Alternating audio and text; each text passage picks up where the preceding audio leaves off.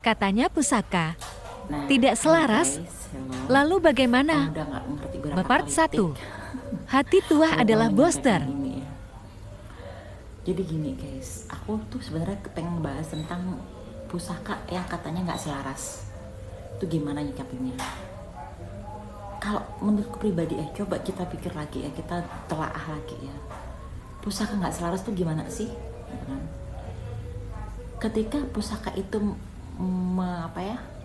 mempengaruhi hidup kita atau mendatangkan sesuatu ke kita, baik terlepas itu baik dan buruk, bukannya itu udah selaras ya?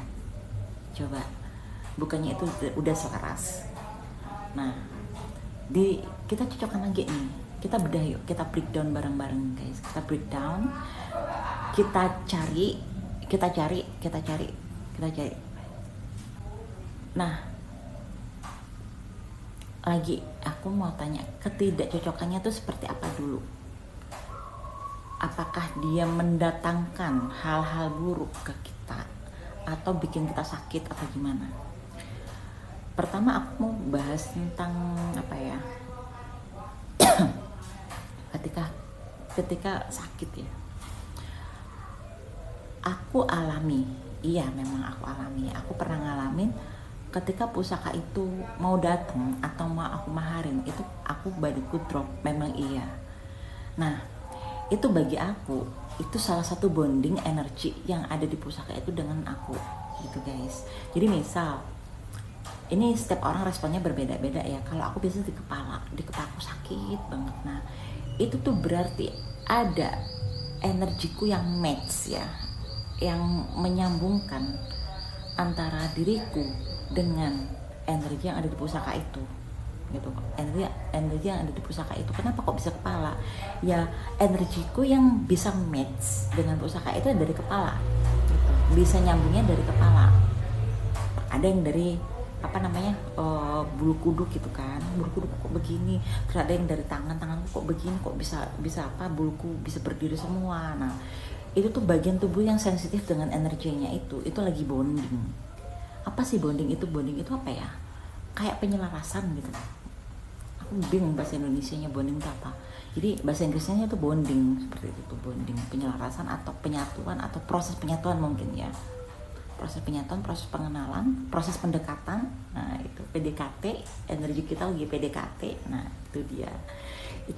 Dan itu tuh biasanya nggak berlangsung lama. Ketika itu udah match, udah ngeblend sama energi kita, ya udah nggak akan sakit lagi gitu. Dan ini yang kedua, ketika pusaka itu mendatangkan sesuatu hal ke kita. Sebelum aku bahas lebih jauh ya,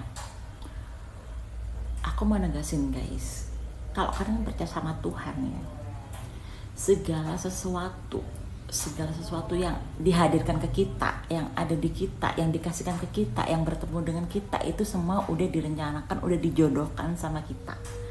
Pernah dengar kan kalau benda pusaka itu mencari tuannya? Pernah dengar kan kalau misalnya barang tersebut berjodoh? Nah, berjodoh, kalau kita udah ditemukan sama pusaka itu berarti jodoh kita. Jadi bagi aku nggak ada yang nggak selaras. Ini bagi aku yang nggak ada yang nggak selaras, nggak ada. Karena apa yang kita dapat berarti yang selaras dengan kita. Kita nggak akan dipertemukan dengan orang-orang dengan apapun yang nggak sefrekuensi dengan kita. Ya, kita nggak akan dijodohkan dengan apapun bendanya, apapun orangnya yang nggak sefrekuensi dengan kita. Itu akan terlepas sendiri. Nah, termasuk pusaka. Ketika pusaka itu datang ke kita atau kita pengen memahari pusaka, tiba-tiba udah termahar, berarti itu memang jodoh kita saat itu gitu.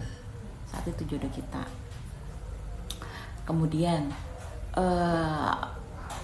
kok aku tiba-tiba koleksi ini jadi marah-marah ya, kok aku jadi begini. Nah, bukannya itu udah selaras? Karena kalau sepengetahuan aku ya, ketika nggak selaras itu nggak akan ada efeknya apa-apa di tubuh kita atau di kehidupan kita. Ketika nggak selaras itu nggak ada efek apa-apa di tubuh kita atau di kehidupan kita. Kalau ada reaksi, ada respon dari tubuh kita atau ada reaksi dari kehidupan kita, berarti itu pusaka sudah selaras. Pusaka udah selaras, ya kan? Itu guys. Nah, sebenarnya begini ya. Mereka, pusaka apapun lah, benda apapun, itu sebenarnya booster buat kita. Booster apalagi seperti keris, ya kan, yang dibuat khusus untuk peruntukan khusus, yang diperuntukkan untuk sesuatu hal yang khusus, itu termasuk booster untuk hal tersebut. Misal kerezekian, itu untuk apa ya? Memang untuk mencari rezeki. Ketika kita ingin mencari rezeki, di situ akan ke booster, energi itu ada terus dan jalan itu selalu ada terus. Karena apa? Kita lagi kerja, kemudian kita punya ageman itu tadi, rezeki semakin mudah datang. Karena apa? Sebagai booster energi kita. Jadi kita nih yang punya badan, kemudian di booster kayak kita minum vitamin. Nah gitu, kayak kita minum vitamin. Ketika kita lagi sakit, kita kasih vitamin, kita lebih cepat sembuh. Bukan menyembuhkan ya, tapi lebih cepat sembuh. Itu namanya membooster. Itu namanya membooster. Makanya biasanya, ini setahu aku ya, biasanya untuk orang yang baru koleksi itu harus punya 4 pilar keris ya, yaitu apa? Brojol, dapur brojol, dapur tilam upi, tilam sari, dan jalak sangu tumpeng. Ini untuk apa? Untuk pondasi badan kita. Ketika kita mau mengkoleksi banyak pusaka, harus ada 4 pilar itu. Itu yang disarankan. Karena apa? Karena filosofinya itu memang bagus. Untuk apa? Untuk pondasi hidup kita itu memang bagus gitu loh. Nah, ini nih yang apa ya? Yang mungkin buat sebagian orang masih tabu ya, seperti aku juga nih. Kenapa kok orang-orang itu belum, yang pecinta keris lurus ya, cari aman-aman aja, aku nggak mau keris look, karena tahu simbol look ya. Kalau brojol itu kan kita tahu ya, brojol dalam upi, 4 pilar tadi itu keris-keris lurus guys. Keris-keris lurus. Keris lurus itu tadi untuk prinsip dan dipermudah hidupnya. Nah, ketika kita udah masuk keris look itu, jumlah look itu jumlah kebijaksanaan. Kebijaksanaan. Nah, yuk kita koreksi lagi nih. Kebijaksanaan itu apa sih? Kebijaksanaan itu kesadaran. Kesadaran timbul dari berbagai macam peristiwa. Kesadaran. Muncullah berbagai macam peristiwa di hidup kita, menimbulkan kesadaran, yaitu kebijaksanaan. Nah, makanya ada yang bilang semakin banyak look, semakin banyak cobaan. Mates nggak? Iya, semakin banyak look, semakin banyak cobaan. Untuk apa? Untuk mengambil kebijaksanaan tersebut. Itu. Makanya sebelum punya banyak keris berlook itu, minimal kita punya 4 pilar pusaka itu tadi. Untuk apa? Untuk pondasi tubuh kita.